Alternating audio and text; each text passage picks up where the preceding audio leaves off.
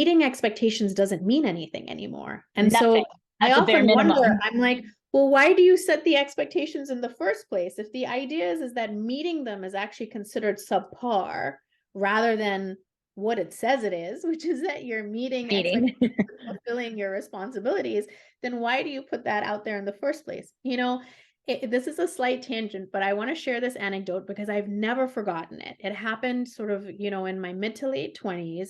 First time I had entered into more of a management role, I was working for an organization. And this was an organization where, like, you were meant to be there at 9 a.m. And if you were there at 9:05, someone was like calling you out for it, like a real sort of like strict discipline type of a place. And at the same time, the metrics of performance were constantly shifting because the person who was the CEO at the time kind of just wanted you to know what they were thinking and like meet their expectations, but they were never clearly laid out. I remember having this conversation with her walking to the metro one day where she said, you know what? I hire these people. Like, if people are coming in and they just want to work from 9 a.m. to 5 p.m. and take their hour-long lunch break, like, they are not the right fit for this organization. And I looked at her and I said, then why does your handbook say that you work from 9 a.m. to 5 p.m. and you get an hour-long lunch break? If you don't want your employees to go out for lunch for an hour and to actually enjoy that break, then why have we signed a policy that said that that's in fact what we're awarded during the day and that we're within our right to take it?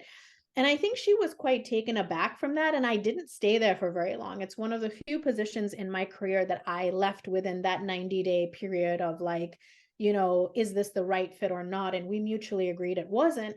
But for me, my biggest problem there was that you put in black and white and asked me to opt into a set of expectations and parameters that you then later told me were your benchmark for failure rather than your benchmark for success. So I wasn't going to be successful simply meeting those expectations. I, in fact, had to do the opposite, be in early, work very late, and take no lunch. And if I think about it now, ultimately, to me, that's an incredibly unhealthy work environment.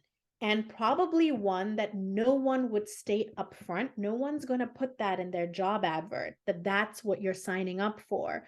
But how many organizations have each of us worked for where that is exactly what they expect you to do? And I can't count how many years I spent actually doing it.